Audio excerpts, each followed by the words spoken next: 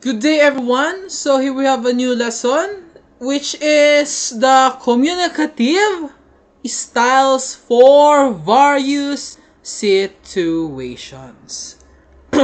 So when we say communicative styles, it is connected to what we call language registers. So basically, long story short, when we say communicative styles, it is the way we speak to a person.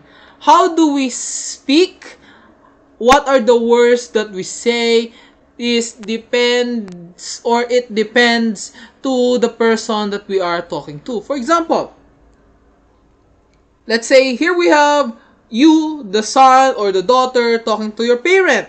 How will you speak to them? What are the words that you will use in talking with your parents? To your friends, how do you speak to your friends? What are the words that you use when speaking with your friend? And to your teacher or someone that has more authority than you, how will you speak to them? What are the words that would you use when speaking to them? So those are those are language registers. And now, according to this, language register is the degree of formality in a language. It differs with whom you are talking to and the situation you are in. So the way you talk is always different based on who are you talking to. Is it a parent, a guardian, a friend, a nurse, a coach, and the situation you are in? Are you in home? Are you at home? Are you at school? Are you in a restroom? Or are you in a dining table? So that's those factors will have an effect on how you speak and what are the words that you are going to use.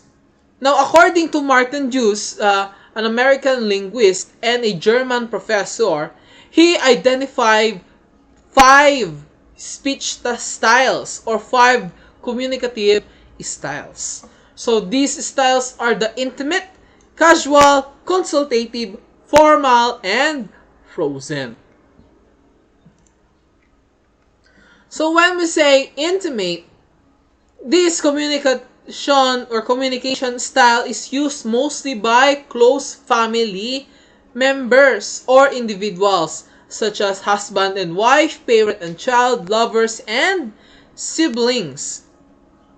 It is private in nature with high occurrence of non-verbal communication. So the language used in this style is not appropriate in public and professional gathering. So from the word itself, intimate, so there is some kind of or some form of love between you, the speaker, and the one you are talking to. So what is that form of love? Is it a love between husband and wife, parent and child, lovers, or brother sister, sister sister, brother brother, or siblings? So this kind of way of talking is not appropriate for public talks or for professional gatherings. So we have here the picture. So as portrayed by the picture, the couple does not need a lot of words to express their intention for one another. Their words or their conversation usually involves the use of intimate words or vocabularies such as honey, sweetie, darling, sweetheart, and babe are commonly used. Same words can also be used to address a special person. For example, a child wakes up early in the morning and is greeted by his or her mother. The greeting would mostly likely be good morning, my dear, my sweetie, or darling. Okay. So basically, intimate only to the person you have a close relationship with. Next, casual. So this is the register or the communication style that is commonly used by friends, peers, or close acquaintances, co-workers, or colleagues. It is very informal, that vocabularies used in conversations must not be adopted in formal situations. Colloquial terms, contractions, slangs, jargon, and even vernacular language are mostly observed. To name a few, words like bestie, BFF, chill, cheesy, cool, and acronyms like FYI, LOL, oh my god, OMG, and expressions such as are you kidding me? What's up? I'm kinda, see ya are normally used. So in the casual, so basically this is the way you talk with your friends. Again, you have a close relationship with, but this time not that close in a way that you have some kind of love. Ano?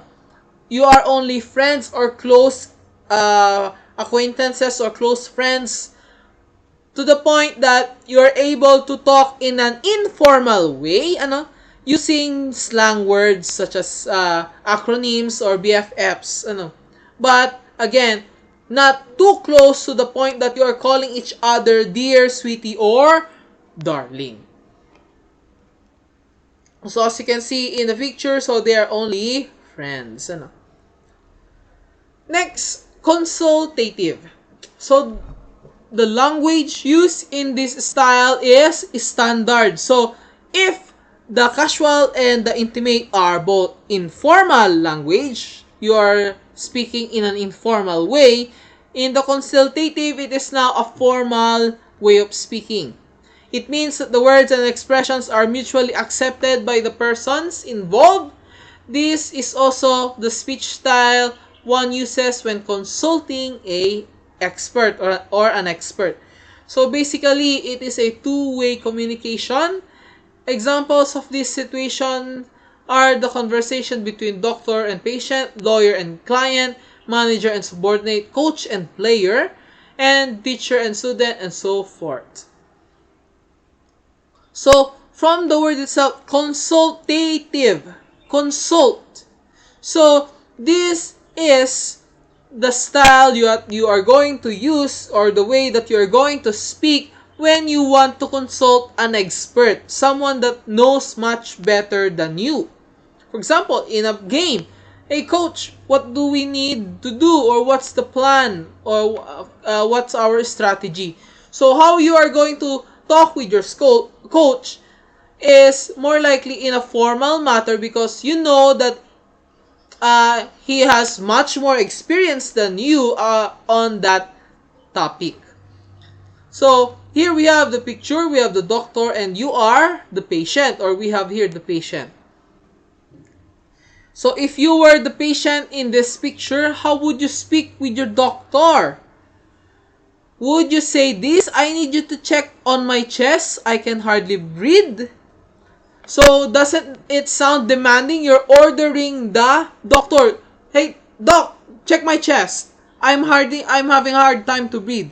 It sounds demanding, uncourteous, and impolite. You are both strangers and he is an expert. Therefore, you need to ask in a formal way. So you must always remember the tone of such conversation is respectful. So thus, you must not forget to use courtesy like doctor or doc. Then ask or say what is wrong. Ano? So that is how you speak in a consultative manner. Next, formal. From the word itself. So this is again in a formal style. So if the consultative register is a two-way communication, this style is one-way in nature. The speaker must not be interrupted. It also follows a commonly accepted format where complete sentences are required. And the use of slang and contractions are prohibited. This style is used in school, workplace, court hearing, and business settings.